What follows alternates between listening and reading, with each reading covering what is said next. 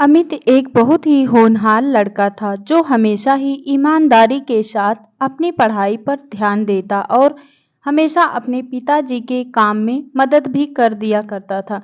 ऐसे तो वह बस सिर्फ 12वीं कक्षा तक का छात्र था, लेकिन फिर भी उसमें गजब का आत्मविश्वास था कि वह अकेले ही अपने पिता का काम संभाल लेता था और साथ में पढ़ाई भी ध्यान देता था। अमित की मां का देहांत 2 साल पहले ही हो चुका था और उसकी एक छोटी बहन भी थी जो स्कूल जाती थी, लेकिन कभी-कभी इसे भी स्कूल से छुट्टी लेनी पड़ती थी क्योंकि अमित के पिताजी सही समय पर उसके स्कूल की फीस जमा नहीं करवा पाते थे।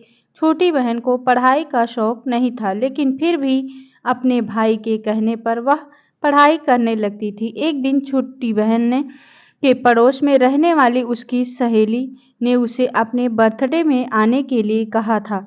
साथ में उसे रेड कलर की ड्रेस पहनने को कहा क्योंकि उसकी बर्थडे पार्टी की थीम रेड कलर थी। अमित की बहन इतनी समझदार नहीं थी और वह बार-बार अपने भाई से जिद करने लगी कि भैया मुझे नई ड्रेस खरीद देना।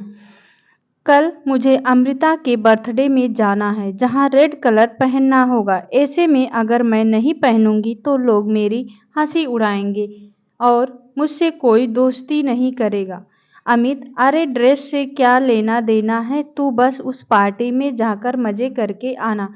बहन रोते हुए, नहीं भैया मुझे तो वही ड्रेस चाहिए, नहीं तो मैं बर्थडे पार्टी में नहीं जा पाऊंगी। अमित अपनी बहन से बहुत प्यार करता था और इसी वजह से उसने अपनी बहन के लिए नई ड्रेस ला कर दे दी और जो लगभग 1500 रुपए की थी और जिसके लिए उसने अपने दोस्त से उधार लिया था।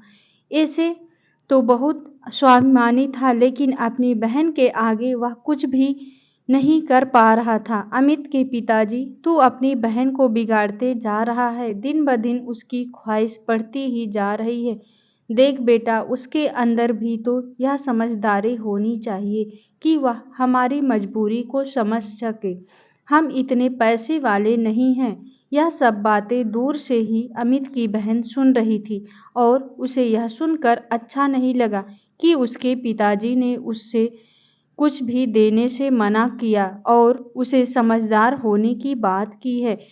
उसके हिसाब से तो वही सबसे समझदार लड़की थी। उसने अपने पिताजी और भाई की मजबूरी को भी सुनते हुए नज़रअंदाज कर दिया था, क्योंकि उसे तो अपनी मर्जी का हर वह सामान मिल जाता था जो वह चाहती थी। अमित दिन भर अपना काम करता और रात में पढ़ाई किया करता था। वह अपनी पढ़ाई को छोड़ना नहीं चाहता था। यूं ही एक दिन वह पढ़ाई कर रहा था, अचानक उसके दोस्त राजीव का फोन आता है जो उससे कल होने वाली पार्टी में चलने के लिए कहता है। राजीव, अरे नहीं ना यार, वैसे भी तू रोज काम करता है, कभी हम दोस्तों के लिए भी समय निकाल लिया करो। अमित, हाँ हाँ क्यों नहीं, मैं भी तुम लोगों के साथ चलना चाहता हूँ, लेकिन क्या करूँ, मजबूरी है। मेरे पास तो पहनने के लिए अच्छे कपड़े भी नहीं हैं और ना ही मैं अपने पिताजी को ऐसी कोई ख्वाहिश करना चाहता हूँ ताकि मेरे पिताजी परेशान हो जाएं। राजीव के बहुत कहने पर भी अमित तैयार नहीं होता और वह हमेशा पढ़ाई पर ही ध्यान लगाना चाहता है। यह बात सोते हुए अमित की बहन सुन लेती है, जिसे थोड़ा थोड़ा अफसोस होने लगता है कि जो भाई उसके लिए सब कुछ करने को तैयार है वह खुद के लिए कभी कुछ कर ही नहीं पाता है। ऐसे में अचानक ही अमित के पिताजी को किसी दूसरे शहर जाना पड़ जहाँ वह कुछ जरूरी काम आ पड़ा था। अमित की बहन, भाई मेरी सहेली बता रही कि शहर के मॉल में एक बहुत अच्छी प्रदर्शनी लगी है जहाँ पर बहुत तरह तरह के डिजाइनर कपड़े मिल रहे हैं, वह भी सस्ते दामों में। मुझे भी वहाँ से कोई अच्छी ड्रेस लेकर दे दो ना, जिसे मैं अपने बर्थडे में पहन सकूं और मेरी सहेलियों को नीचा दिखा सकूं। अमित, तुम यह गलत सोच रख रही हो। हमें कभी किसी को नीचा नहीं दिखाना चाहिए, बल्कि अपने कर्मों पर भरोसा करना चाहिए। बहन भैया आप ही मुझे दिला सकते हैं, नहीं तो पिताजी तो हमें लेने ही ना दें। दिन भर अपनी मजबूरी बताते रहते हैं और कभी मेरा ध्यान भी नहीं रखते। अमित उस समय चुप हो जाता है क्योंकि उसे अपने पिताजी की मजबूरी अच्छे से मालूम है, लेकिन उसकी बहन इन सब बातों से अनजान थी। तभी अमित को ख्याल आता है कि उस प्रदर्शनी में जाने के लिए महंगे पास की जरूरत पड़ती है जो उसके पास नहीं है। ऐसे में वह दौड़कर अपने गुल्लक को टटोलने लगता है और एक एक करके पैसे जोड़ने लगता है ताकि वह अपनी बहन के लिए उस प्रदर्शनी के पास उपलब्ध करवा सके। यह सब देखकर अमित की बहन का कलेजा फटता है और उसे जोर जोर से रोना आ जाता है। उसे रोता देखकर अमित दौड़कर बहन के पास जाता है। क्या हुआ, तुम इस तरह से क्यों रो रही हो? बहन रोते हुए, आज तक आपने हमेशा मेरी खुशियों का ख्याल रखा, हर वह चीज मुझे दिलाई जो मैं मांगती रही, लेकिन कभी भी मैंने आपसे यह नहीं पूछा कि आखिर आप इन पैसों का इंतजाम कहाँ से करते हैं। लेकिन आपको एक एक रुपया जोड़ते देखकर मुझे बहुत दुख हुआ कि आप मेरी खुशी के लिए इतना कुछ कर सकते हैं, लेकिन मैं हमेशा स्वार्थी बनी रही। अमित, अरे इतना सोचने की जरूरत नहीं है, आखिर मैं तेरा बड़ा भाई हूँ और मैं नहीं करूँगा तो कौन करेगा? बस उसी वक्त अमित की बहन दौड़कर अपने बैग से एक चीज निकाल कर लाती है और अमित की आंखों में हाथ रखकर कहती है, मैं आपके लिए कुछ लेकर आई हूँ। इस बात से अमित चौंक जाता है और जैसे ही वह अपनी आंखों से बहन का हाथ हटाता है, देखता है कि उसकी बहन उसके लिए एक सुंदर सी शर्ट लेकर आई है। अमित आश्चर्य से, यह तो बड़ी महंगी लगती है, पर तुम कहाँ से लेकर आई बहन? आपने जो मुझे थोड़े थोड़े करके मेरे खर्चे के लिए पैसे दिए थे ना, मैंने उसी से जोड़ कर रखा था कि मैं उससे अपने लिए कोई अच्छी ड्रेस खरीद लूंगी। लेकिन जब मैंने आपके दोस्त की बात सुनी और आपने उस पार्टी में जाने के लिए मना कर दिया, बस मैंने उसी समय ठान लिया था कि मैं आपको एक खूबसूरत सी शर्ट लेकर दूंगी। उम्मीद करती हूँ आपको यह शर्ट पसंद आएगी। अमित खुश होते हुए, अरे यह तो बहुत ही अच्छी है, मैं तो सोच भी नहीं सकता कि मेरे लिए कोई इतना भी कर सकता है।